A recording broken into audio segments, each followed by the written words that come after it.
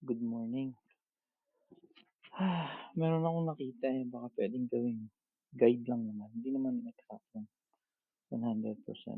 Pero puwedeng magamit siguro 'to na guide.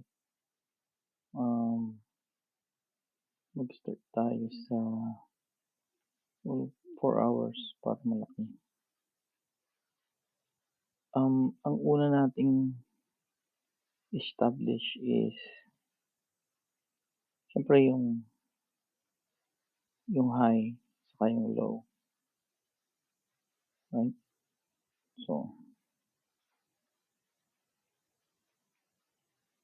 yung high and then yung low, 'yun ang kailangan mong establish, eh. Yung,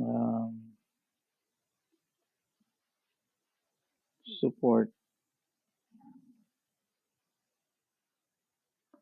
resistance, saka yung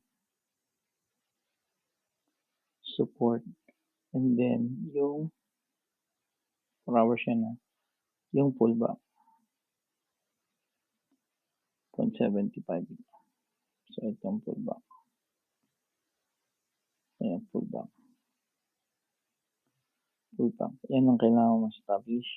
And then, the next one is kung saan nag-umpisa yung trend. And saan nag-umpisa yung trend, it's this one right here. Ito nag-umpisa, EMA, and then dito, ayan, ito yung baseline natin. EMA 50, 200, saka yung EMA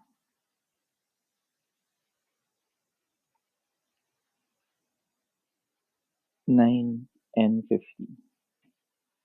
Yan. Yan dalawang yan ang confirmation natin. Diyan umpisa yung trend. Right? So, ito yung baseline mo ng baseline area mo. Diyan nag-start yung downtrend. Diba? Ngayon, yung nakita kong system, ewan ko kung saan nyo i-incorporate yun, pero ganito yun.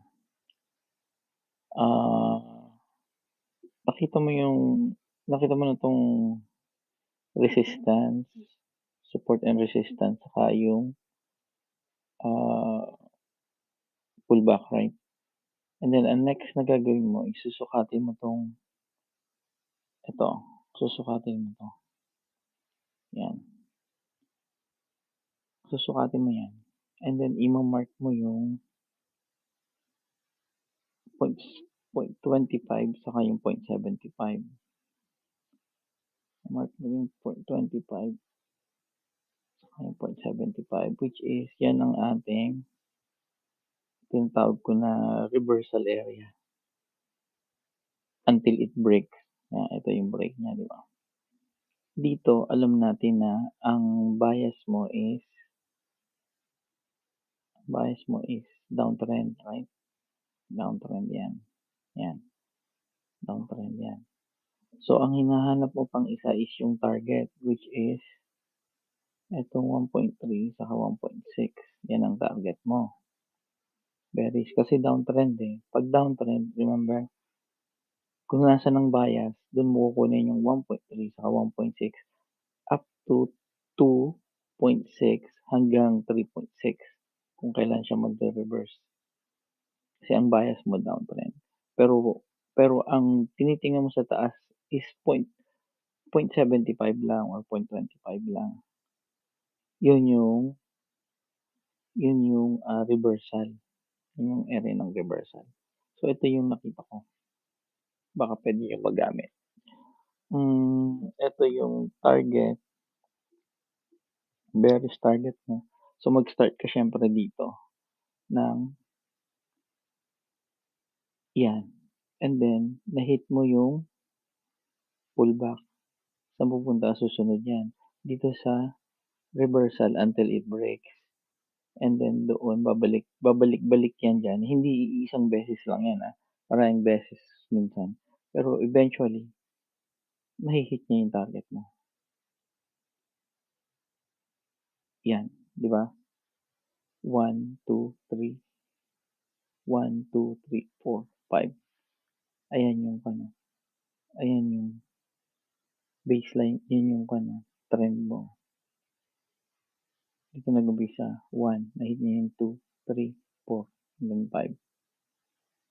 Baka magamit niya yan para may idea kayo kung saan kayo maghahanap, mag-i-start ng trend or kailan babalik, kailan mahi-hit yung target. Okay? Yan, shorty lang yan, shorty. Pero baka magamit niyo. Pwede rin yan sa pwede din yan sa pataas naman. Ito, merong dito. Consolidation. Kahit saan na. Basta makakita tayo. Try natin to. Saan nag-umpisa ang trend? Maghanap lang tayo sa nag-umpisa. Dito nag-umpisa ang trend. So, dyan tayo mag-start. Kung saan nag-umpisa yung trend.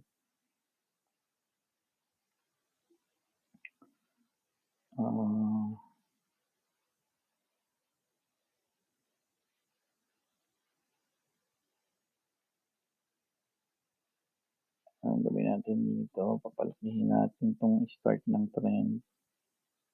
Yan, ito. Dito nag-umpisa yung trend natin.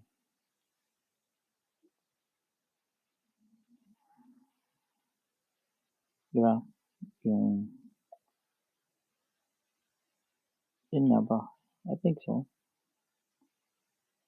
Tingnan natin.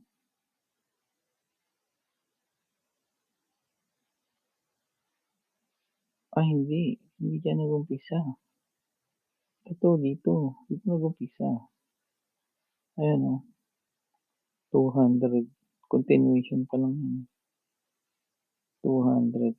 Tandaan nyo din yan, second set na yan, Ito yung first set. Kasi dito nag-umpisa ito tong 1050. Saka, magkatabi yan Lagi magkatabi yan. Dyan, kung saan magkatabi yan, dyan nag-umpisa. Dito hindi na yan, Continuation lang yan, Okay. Bali, ito yung umpisa talaga ng trend natin. Ito. Yan. Dito ang support.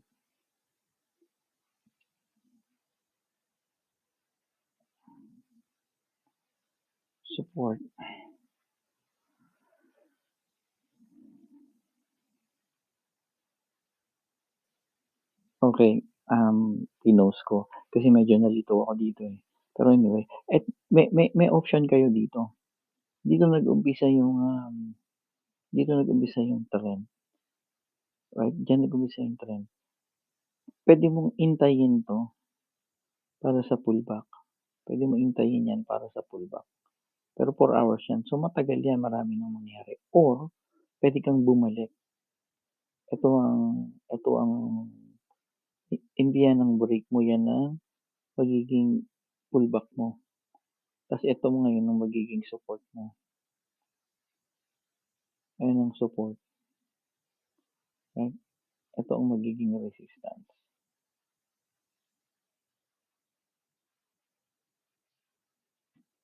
Ayan ang magiging resistance. Yan. Hindi kayo dito magte-trade. Dito kayo mag-uumpisang maghanap ng end ng ito yung hinahanap niyo Pupuntahan niyo pa yun sa lower time frame para mag-entry, di ba? Ayan, may entry Pero anyway, ito yung bigger picture para alam mo yung trend mo solid. So, saan nag-umpisa ang trend mo? Dito. Dito nag-umpisa yung trade mo sa, ayan yan, yung umpisa ito yung baseline natin Kasi dyan nag-umpisa yung 1020. No, 1050 saka 5200. Ayan ang baseline mo Ano pinaka-baseline mo right? Pero yung baseline mo yan, nagkataon na yan din yung pullback mo na area. Solid yan. Solid yan, no? Solid yan. Solid na solid yan. Anyway, so ito yung 75% mo. Ito yung 75% mo, pero yun ang pinakamalapit. So yan ang, kaya pupunta ka ng smaller time frame eh. Diskartehan mo kung hintayin mo ba yung confirmation na yan or ito na ba yung pullback area mo. Kung yan ang pullback area mo at nag-entry ka diyan, tapos tinamaan mo tong baseline mo, ibig sabihin solid na yan. Pwede ka nang magtigil diyan. Ngayon ganito yung system natin. So nakita na natin yung baseline natin. Nakita natin yung siyempre nakita na natin yung breaking support saka yung breaking resistance saka yung pullback. So ang next na hahanapin natin is yung reversal. So ang reversal natin is from here to here. Reversal area, right? And then dahil nga meron ka nito, meron ka nun, and then ito, yan. So nakikita mo na ang bias mo rito pataas. Tas ito pa, 'di ba? Ayan na yung sa EMA mo, sa baseline mo pataas. So confluence na yan. So nakita mo na yung reversal. Hanapin mo ngayon yung TP area mo is ito, 1.6 sa 1.3. Yan, TP yan, TP. Bullish. Bullish target mo yan. Sana ang mo, ito, 0.75 saka 0.25. Yan ang tawag natin dito, break until break. Possible reversal area until it breaks, right? So, ang mangyayari niyan, pag gumawa ka nito, ito yung 0, yun yung 1, ito yung 2, ito yung 3, ito yung 4, and then ito yung possible breakout mo. Kaya yan bali ang guide. Remember guide. Tingnan mo. Guide yan. Yan ang pinaka-guide mo. Hindi ko sinabing ganyan ang mangyayari, pero dun pa rin siya pupunta sa target mo. Diba? Makita mo yung kung saan siya pwedeng mag-reversal. Guide lang yan. Pero at least naman, tumama siya sa dito, sa parallel mo. Right? Nag-pullback siya sa 4. Ito yung pinaka-4 niya eh. Parang ito yung pinaka-4 niya. Oh. And then, bumulusok siya. Okay din yan. Guide lang. May idea ka kung anong nangyayari at least. Meron para kang sinusundan. Anyway, yan lang for today.